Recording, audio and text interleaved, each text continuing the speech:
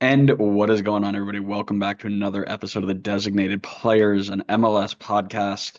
I cannot believe that I'm about to say this, but we are here to preview the MLS Cup final between the LA Galaxy and your New York Red Bulls. I still have not gotten over the fact that that game ended the way it did. The emotions are still flowing.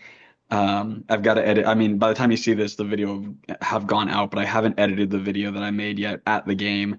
Just speechless. Just so speechless.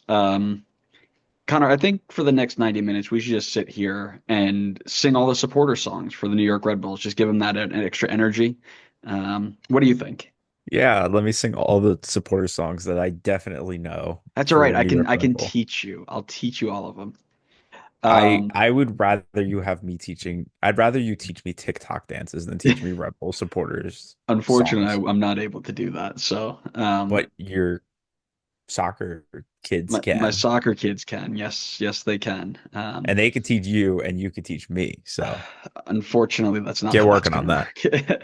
Yep. So as you guys can see, and here I'm joined by Connor. Connor, how are you doing? How hyped are you for this MLS Cup final?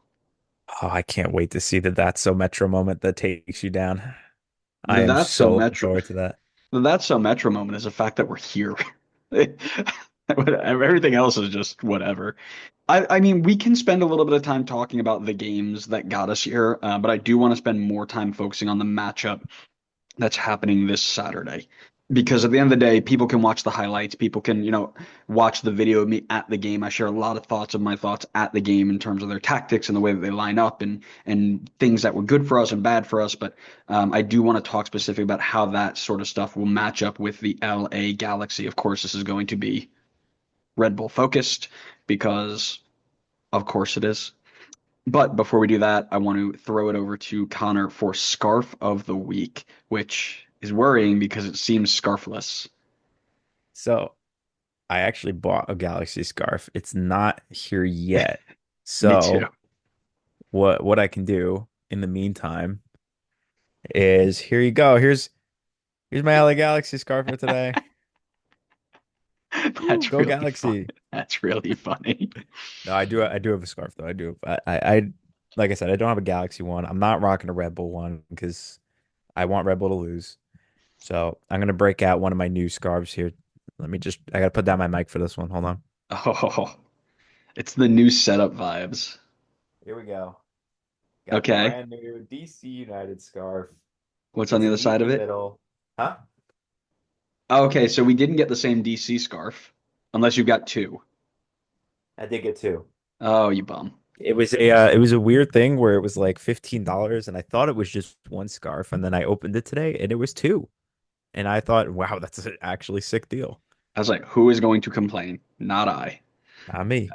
I also picked one of them up with LA. I picked LA, them, and I don't remember who the third one was. One that I don't have, and I was saying that I need to get.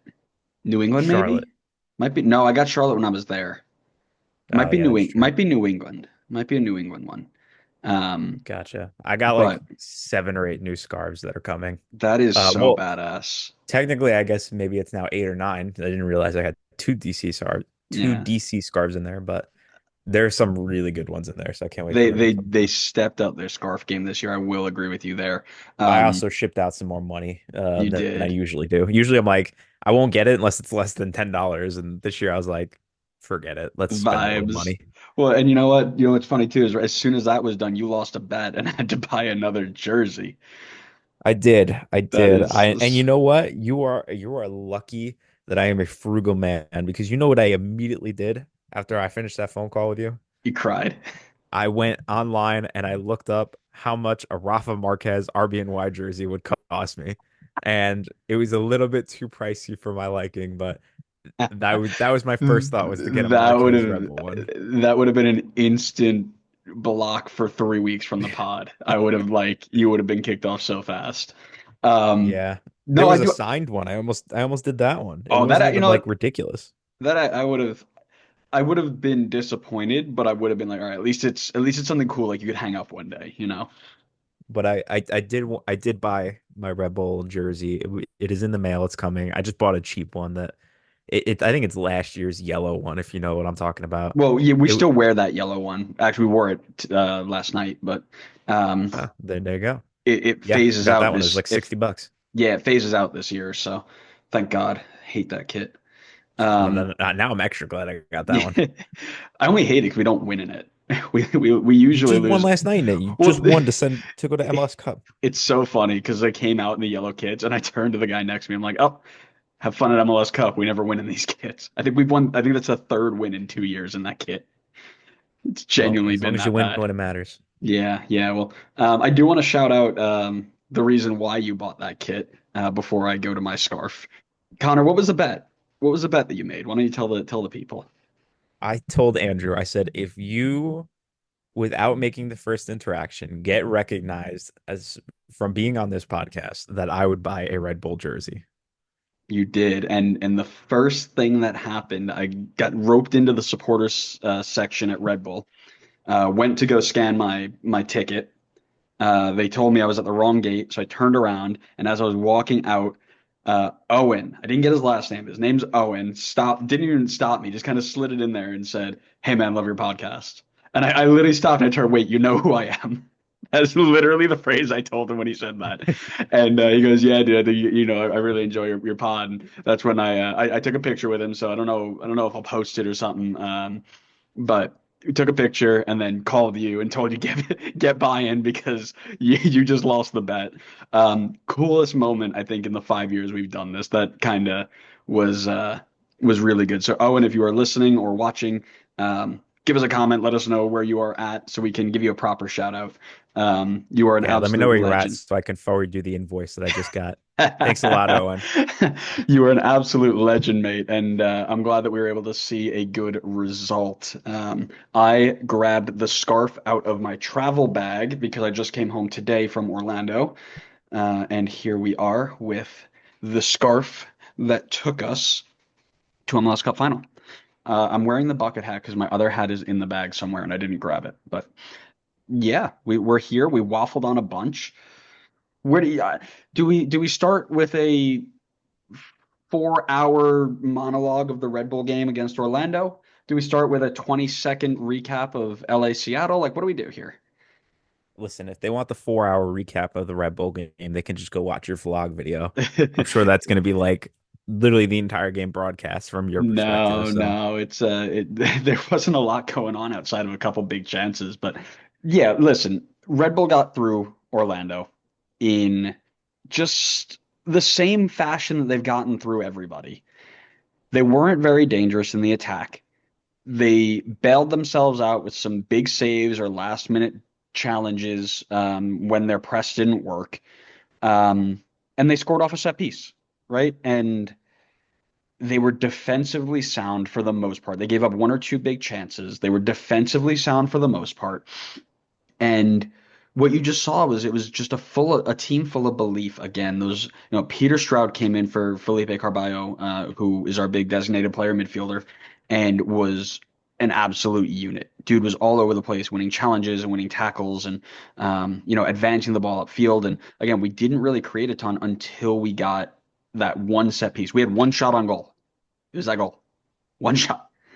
Um, and I think Orlando only had three, right? And one of the things I was most worried about was Ivan Angulo, Facundo Torres, Ojeda, and Enrique. That front four was supposed to be super, super dangerous. And Angulo was all right, but got double teamed a bunch.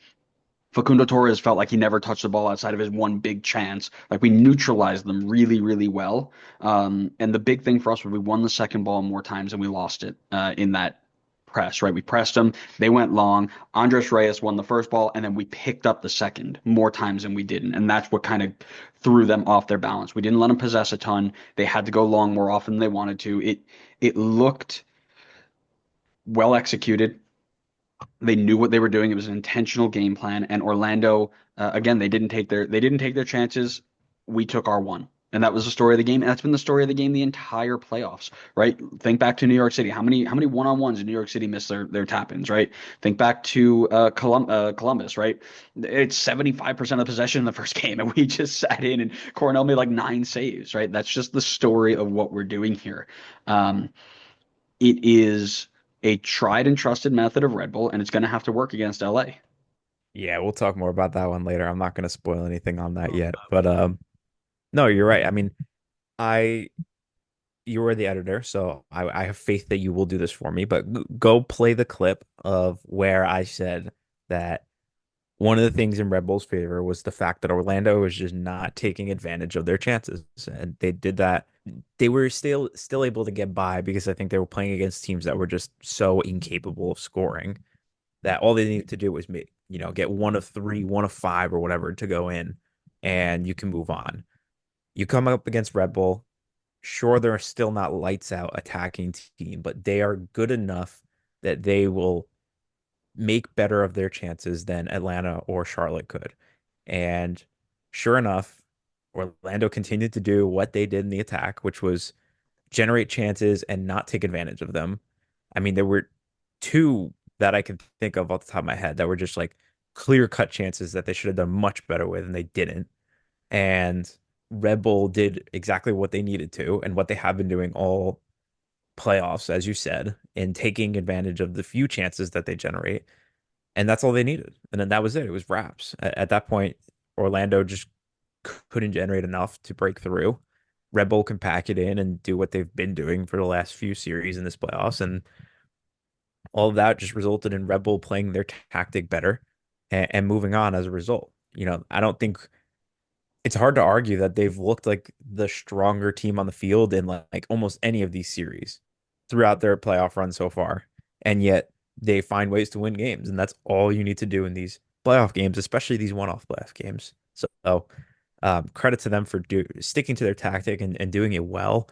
But I'm not going to spoil it, but to lead into later, I think things are going to have to change against the Galaxy. This is not the same level of competition that Red Bull's been coming up against. I agree that it's a different level, but what I will say is the way that LA plays is not terribly dissimilar to the way Orlando plays. They just play it better. And what I mean by that is they still create chances through wide play, individual wide play. They let their playmaker drop deep to receive the ball, and they try and create through combination play. The problem is the Galaxy just do it a heck of a lot better. But if you go to the LA Seattle game, you'll notice that they struggled for 85 minutes to break them down. They really didn't have a ton of high level chances. They really didn't have a ton of great looks until Seattle gave the ball away in the 85th minute. I think it was Alex Roldan who tried to play a one touch pass back on the. I've got the video up here, so I'm just trying to go back and see it. Yeah, ball gets played into Roldan. His first touch goes into the air over the center midfielder, who I believe is João Paulo at this point. They made the sub, and it's an instant transition moment. Ricky Puig with a brilliant ball into Dejan Joveljic, who tucks it away for the goal in the 85th minute. But it took him 85 minutes to break down a very good Seattle defense. Now, is Red Bull defense on the level of Seattle? Maybe, maybe not. Depends on the day. I mean, we're playing at a very high level. Do I think that we're at that level consistently? No. But LA did not dominate that game like and we you said that one actually one of the things to go back to your point when you were like, oh, put the clip in, like I thought you were gonna say, oh, remember when I said it was gonna be Cornell the difference maker? Well, he had a huge save in the first half of that game, and my first thought was Connor was right. So there's your Connor was right for the year. You get one, and there it is, because he came up huge. I believe it was the 31st minute, and it was a wonderful save. But going back to there, right? Galaxy only put 5 shots on target, and they had the ball 55% of the time, right? And I know numbers aren't everything, and it's a way that you play and what have you, but it was an even matchup against the Seattle Sounders, and they played a top level group. And the other difference that I see here is Marco Royce did come out with an injury at halftime. Take that with a grain of salt. Now, LA got their numbers high. I was busy. I don't know if you knew, but I was actually at the game, the Rebel game. So I was busy You don't celebrating. say. Yeah, I was busy celebrating instead of watching the second the game. I caught a little bit of the second half, but I was very tired, so I was trying to kind of reel it on in before I went to went to drive home the next day. But I did watch the second half, and once Royce came off the field, Seattle were the better team, in my opinion. Now, I didn't watch the first half, but Seattle looked the better team. They were on the ball more. They were creating more chances. They had wide players who were getting involved, and they were creative in their attacking runs. They looked the better team, and they were, by the way, they were missing Yamar, who was out. They played Manungu on the left, Nathan at center back, and Nuhu Tolo came in instead of John Bell, who's been playing there. So you had a group of the Seattle players who weren't in the game, and they still looked the better of the group once Marco Royce came out. Now, that could be for a whole bunch of different reasons. Like I said, I didn't see the whole game, but this LA Galaxy team isn't unstoppable. They are very, very good. I'm not hiding that fact at all, but they are not unstoppable. And that is what I took from that game. I think Seattle created enough chances to be decent. They didn't take their one chance. They gave away a silly simple pass that they should have put to feet. They put it over his head, and LA Galaxy hurt you in transition, right? But I don't think the Galaxy are unbeatable. Am I delusional? Yeah, fight me. I don't care. Yeah, I mean, coming into the game before Seattle, I definitely did feel like they were unbeatable, honestly. But I think the Seattle game proved that they are beatable, but it's going to take a lot of work to beat them still, in my opinion, even though they didn't look like their typical Galaxy selves. But that's, I mean, that's to be expected when you're coming up against the best defensive team in the league. And I understand they're without Yamar in that game, and that's a huge loss defensively. But I mean, you're talking about a team that's going to be very organized defensively. They're going to bunker down, especially considering they're on the road, considering how aggressive and good LA Galaxy is in the attack.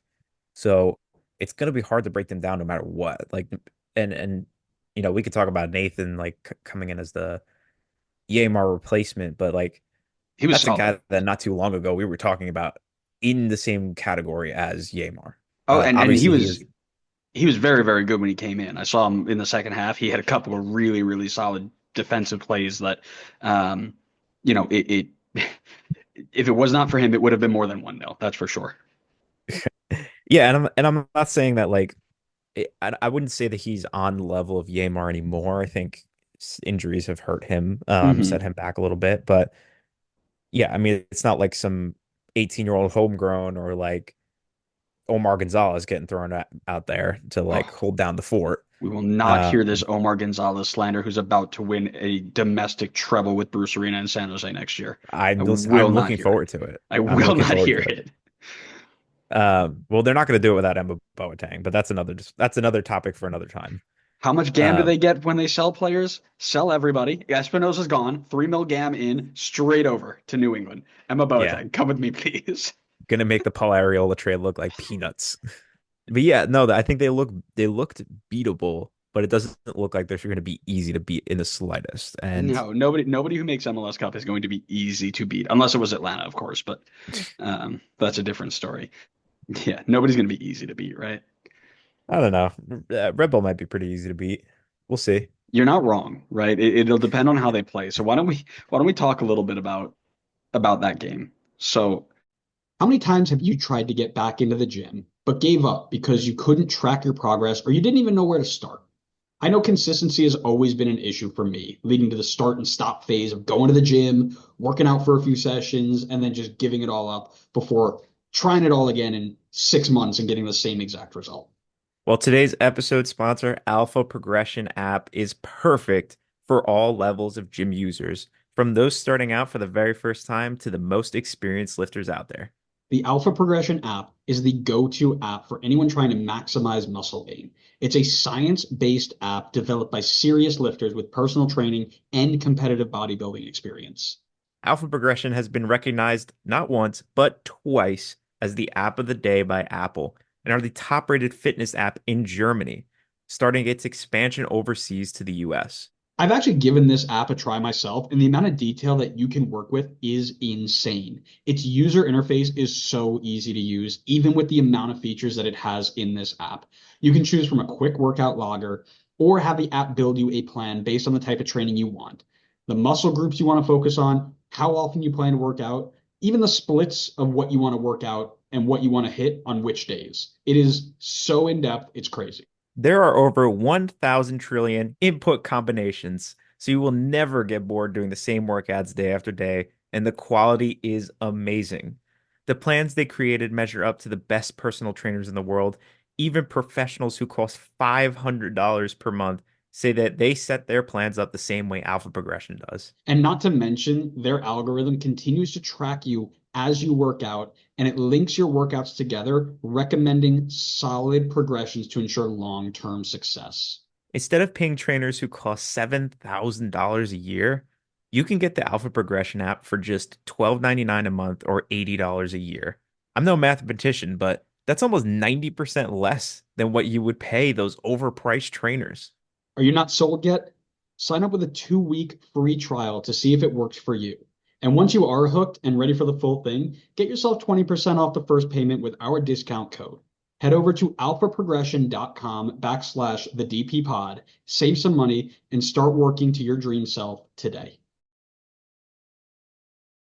Red Bull travel back to Galaxy, which is the host of the match because it goes to the home team. But back in the day, and you'll remember this from our MLS history episode, of course, Red Bull's only MLS Cup appearance took place in the LA Galaxy Stadium in 2008. So a return to the scene of the crime, if you will, this time playing against the LA Galaxy.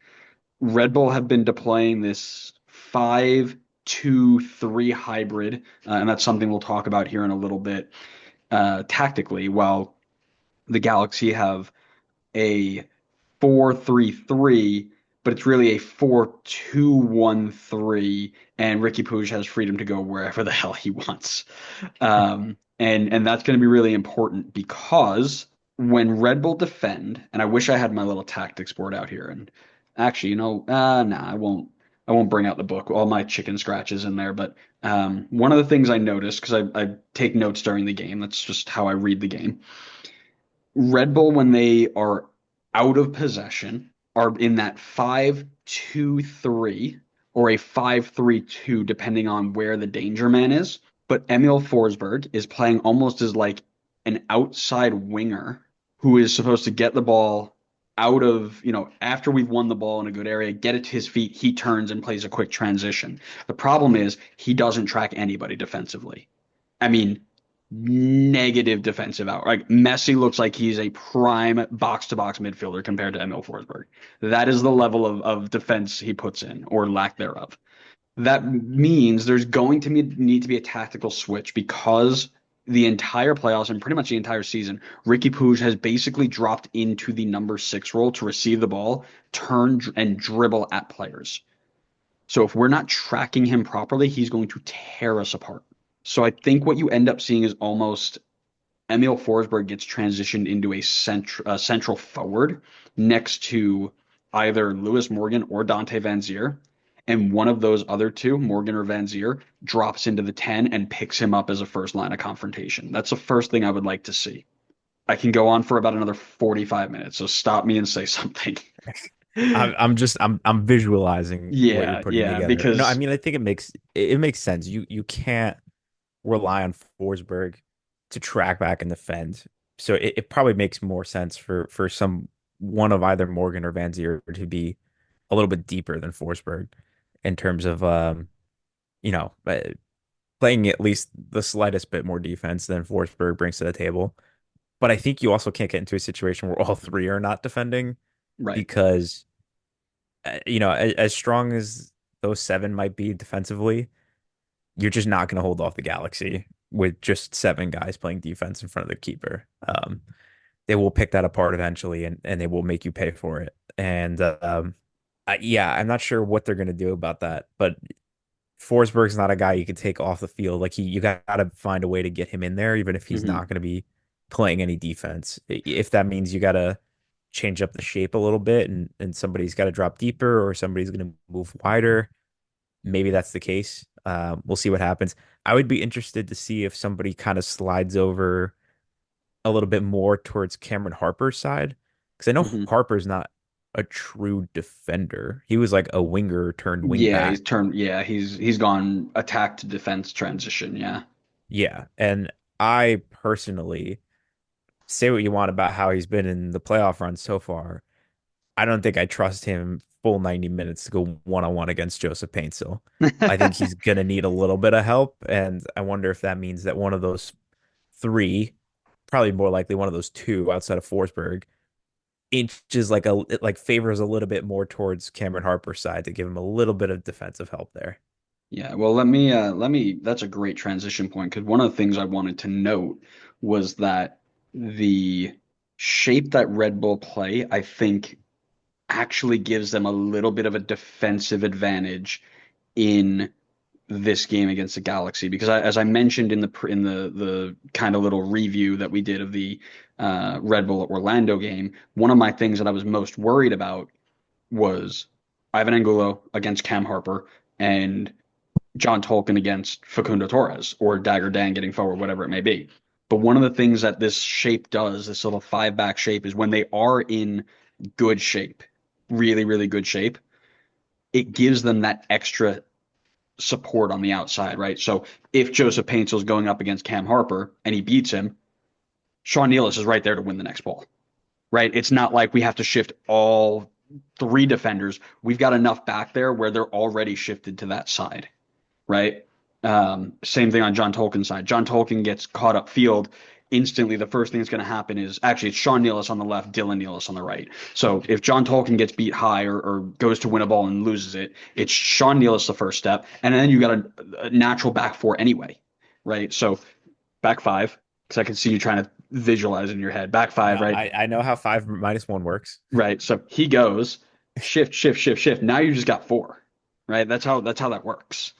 I know you're not a soccer, savant like I am, but it But you it see, was here's the thing that works up until the moment you realize that Peck on the right side just plays it to Pooj in the middle, and he switches it over to the left side, and now you've got one on one with Cameron Harper on the left side, well. and I'm Painsel's going to cook really, him all day long. Or I'm sorry, really, on the right side.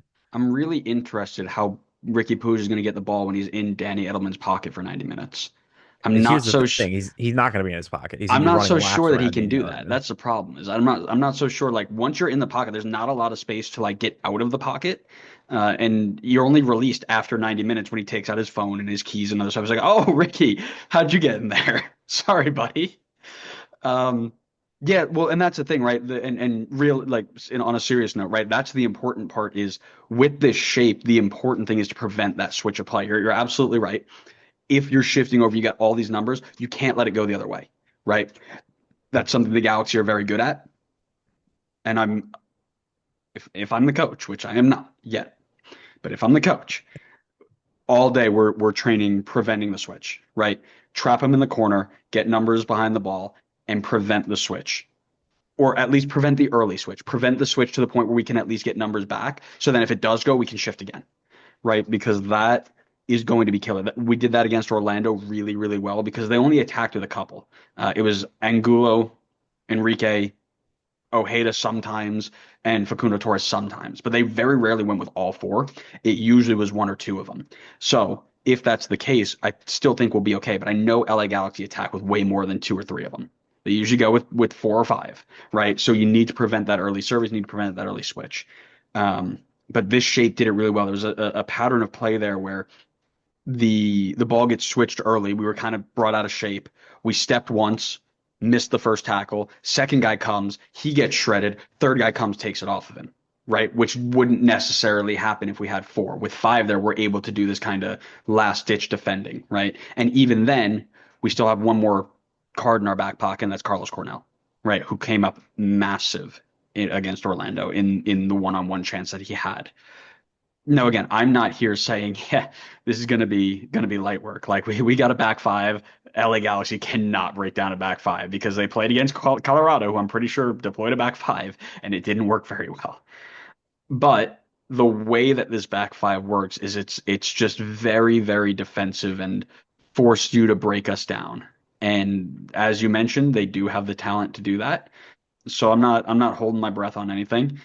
What I am most interested in, going back to a point really quick, it's just really interesting coaching. Actually, sorry, let me get your thoughts on that first before I go to this last point. What I will say is, I know you make a lot of comparisons from Orlando, the way they play, to the Galaxy, the way they play, but I think the big difference maker here is the fact that the Galaxy attackers are just on another level from the Orlando ones. Like the Orlando ones are good and all that, but the Galaxy ones are great.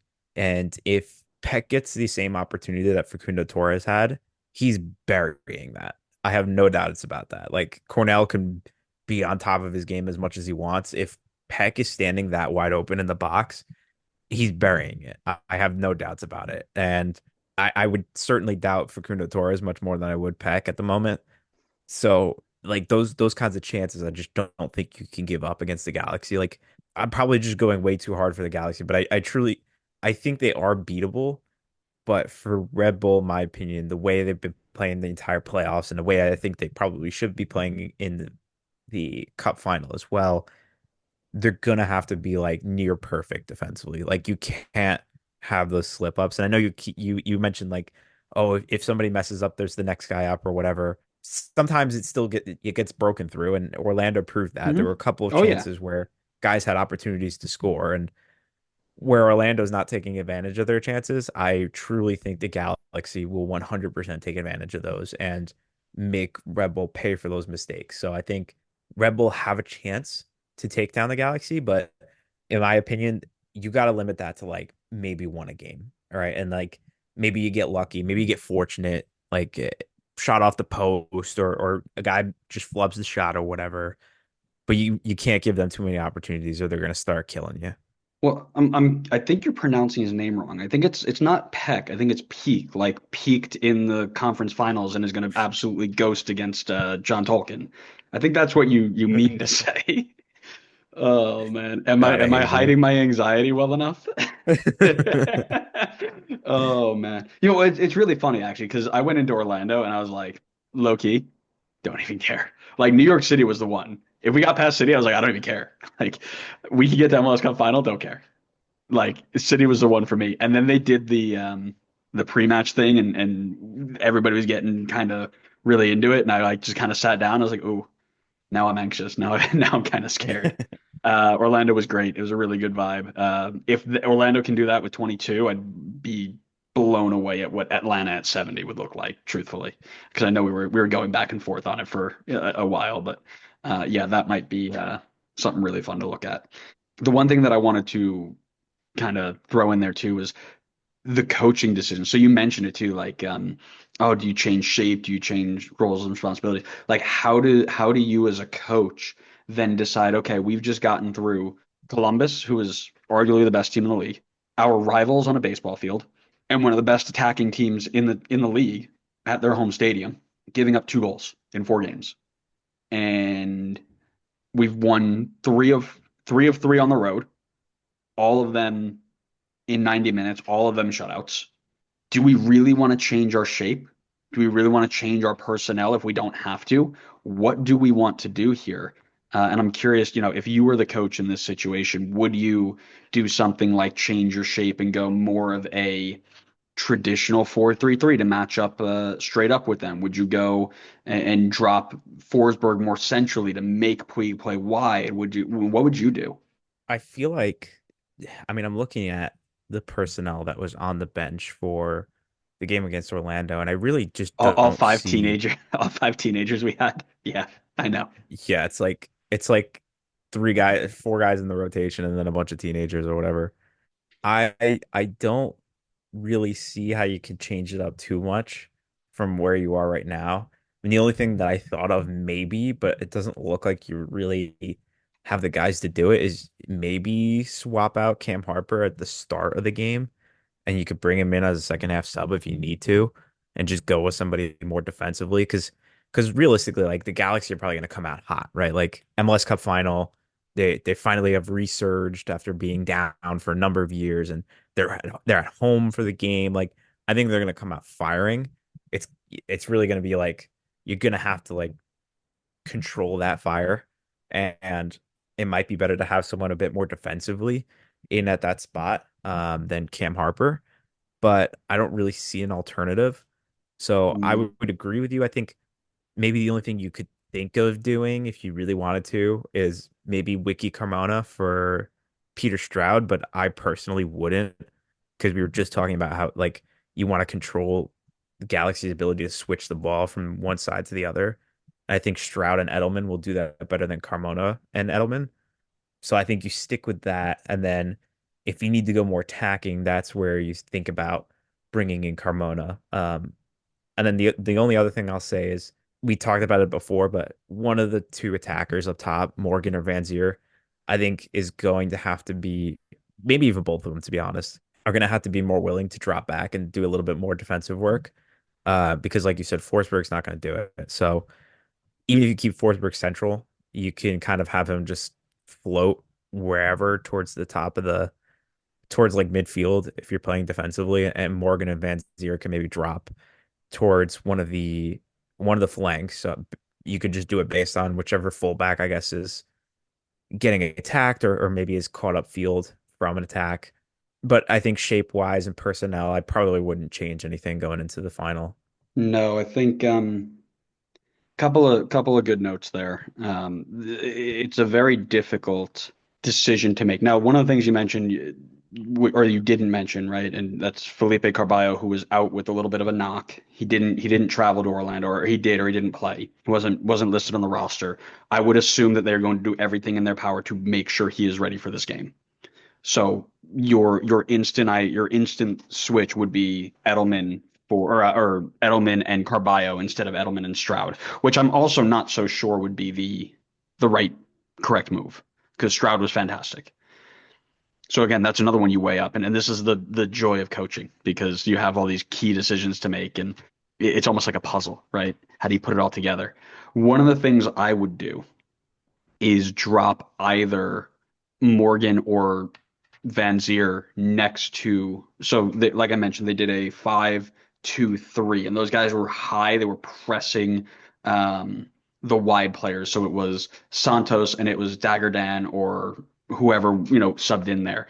And when the ball went wide, they were the first player to press. Or Lewis, what really happened was Lewis Morgan started the press by forcing it one direction, and then the next guy went and pressed it that way. Usually it was away from Emil Forsberg's side, like, hey, kick it over that way so he doesn't have to defend, which was very brilliant, very smart. And then they pressed into that corner, made them go long. What I would do I would continue to do that if you can. If you find it's not working in the first 5-10 minutes, drop Dante Van Zier next to uh, Forsberg underneath Lewis Morgan. So have like a triangle up top instead of this kind of wide. Like instead of making a really wide triangle, make it a narrow one. Force everything out wide to Yamane or to John Nelson, and then pick up from there. Because one of the things that they like to do is they like to get Yamane high, they like to get Nelson high, which is fine. Let them get high because that means you're leaving.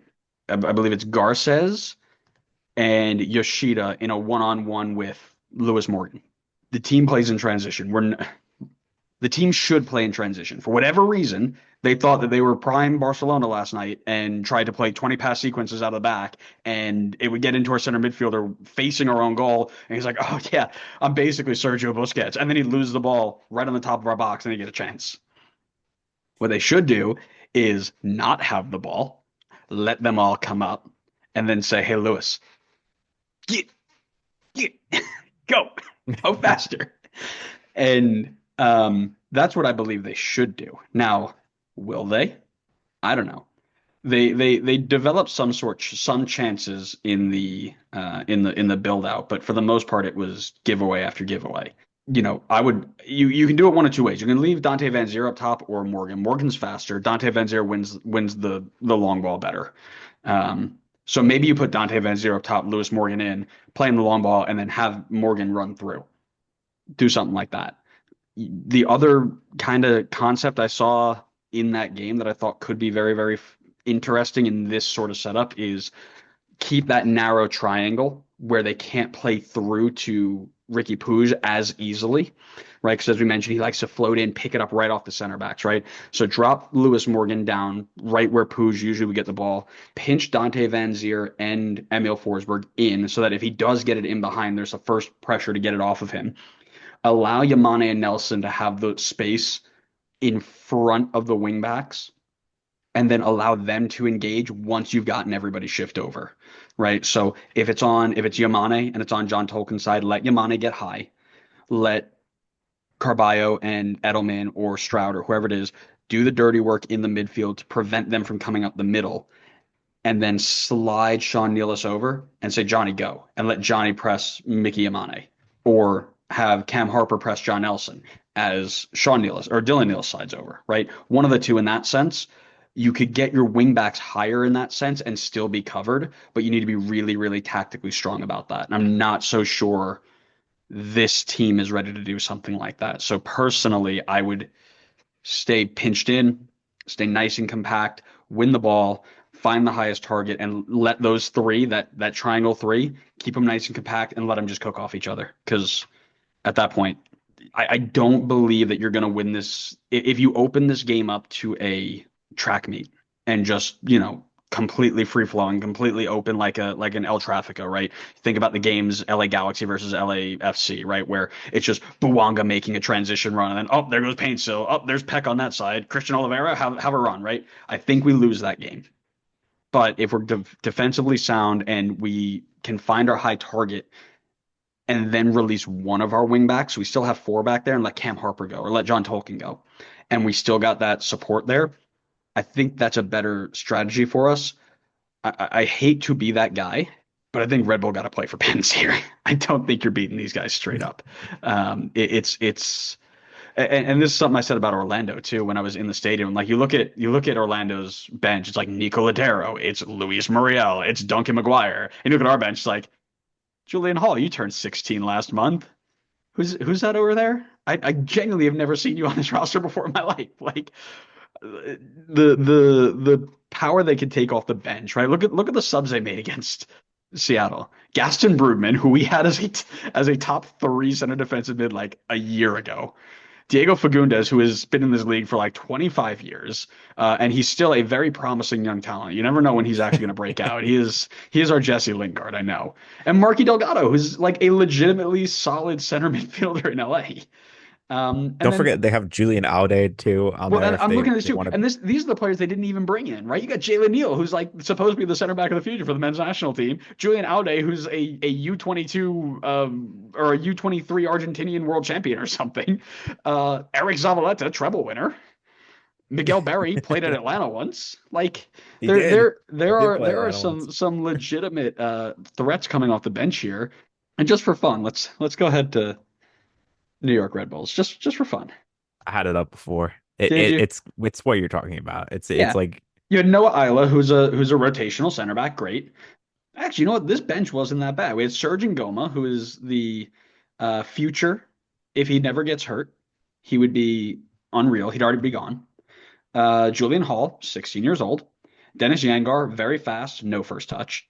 Ronald Doncourt, center mid playing right wing back last night. Very fun experiment.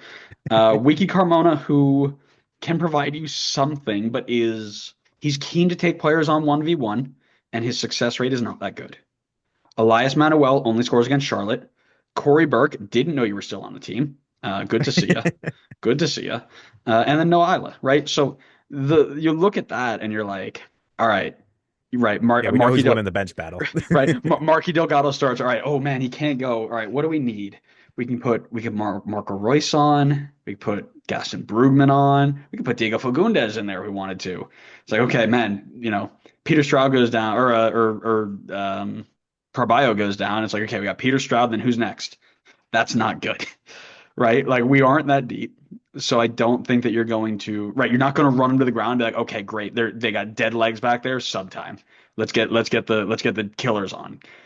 Because we don't have killers, guys. Like it doesn't work that way.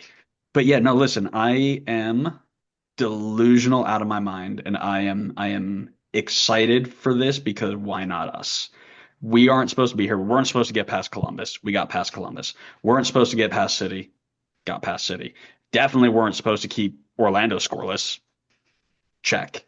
Why not? Why not? Is that your prediction? Oh, no, I didn't give a score yet, but I'll let you give the prediction first. Go right ahead. So I think the score line of this game is going to be close, but I don't think it's going to really ever feel in doubt. And I am going to back the Galaxy in this one. I think they are too good for Red Bull. I think their Red Bull have played against a couple of teams not taking advantage of their chances.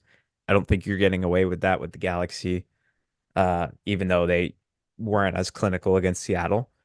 I think it finishes 3-1. I think most of the game's gonna be 2-1, and Galaxy get one late when Red Bull's pushing to seal it. I think Galaxy's gonna be in control. I think Red Bull keep it a game, but not really are a threat. Yeah, that's my prediction. Hater. Oh, no, excuse me. Oh yes, Hall of Um, Fame level hater for Red Bull yeah, now. yeah, this is next Listen, you level. had your moment where I was rooting for you against Orlando, and now I'm going right back to home. No, listen, I think I agree with you. It's going to be close. It's going to be a hard fought battle. Hmm. Yeah, you're right. We need a little bit of that. So Metro. So I'm going to go a. I'm going to go 0-0 through 120 minutes, and we lose penalties. No, we win penalties. We are going to win penalties. How dare you disrespect the GOAT John McCarthy in penalties? This guy's gonna We own you like he did to I'm who was sorry, it? Philly. Carlos Coronel has how many penalty saves this playoffs? He's only played one penalty shot. He's got more than pretty much every goalkeeper in there. How Yeah, get many out of how here. many MLS Cup final saves does Carlos Cornell have? How many? More than Brad Guzan. Oh, probably not true. I probably yeah, you're probably right. Brad's Um, played in one before. yeah, that didn't go out well. Um, yep, we are going to go. No, you know what? Stick to your guts. If you want to go with a Yeah, 0-0 and Cornell we're, saves you in the shootout, you should stick to that. no, but I want to. I don't I think we're think you're keeping them smoking that scoreless. good I don't stuff if think you we're say keeping them that, but scoreless though. But yeah, I don't you think know, so either. I think it's going to be 2-1 Red Bull in extra time. Wow. That's what I'm gonna say. We are going to get one. Old I prediction. think we're gonna do something really, really stupid. Like we're gonna get one like 6 minutes into the game. And then instantly 10 guys behind the ball. Like 84 minutes, park it, hold up. They're gonna score in like the 88th minute. We're gonna go to extra time, and it's going to be Julian Hall off the bench, 16-year-old Oh, Julian Hall stop it. to win Now I know MLS you're really Cup. smoking that good stuff. Yes, that is what I'm going to go with because I've predicted success in the last two rounds. So I cannot, I can't go away from that. So that's what I'm going to go for. And Can I throw an asterisk on my prediction? no, Um, I think that I'm sticking with the 3-1, but if Andres Reyes does Andres Reyes things, I'm gonna say it's like 5-1. dude, he should have been sent off yesterday. I would not be surprised if he gets himself sent off in the Yeah. final. It's So what he does best. yeah. So listen, make sure you share your thoughts with us. Who is going to win MLS Cup 2024? Why is it the New York Red Bulls? Why is Connor wrong? You know, just listen all there. So thanks so much for listening. We hope you enjoyed it. We will be on all forms of podcast platforms. So make sure you go follow us there, give us ratings, subscribes, whatever. And then follow us on YouTube, TikTok, Blue Sky, and Twitter if you must. Um, because we like interacting with you and we are getting really close to some really cool milestones. So, Blue Sky, I believe we are just about to clear. Yep, we're about to hit 215 on Blue Sky. Twitter, I don't care about anymore. Um, YouTube, I believe we are 7 away. 6 away from 600 subscribers. So let's get there before we're done. If you really want to, go on and find Connor's comments on Middlesbrough because apparently those are still popping off. As I look at our channel comments here, I haven't seen in a couple days. Or go to our preview of the conference finals where people are absolutely baffled that Connor compared Stephen Fry to Guillermo Ochoa. They can't get through that. That's another one we got. Yeah, and yeah, so and TikTok, I think we're closing in on like 475 or something like that. So let's get to 500 too, just for fun. I'm gonna post the John Tolkien assist and the Andres Reyes goal here in a second. So make sure you go blow that up. Hashtag blow that up.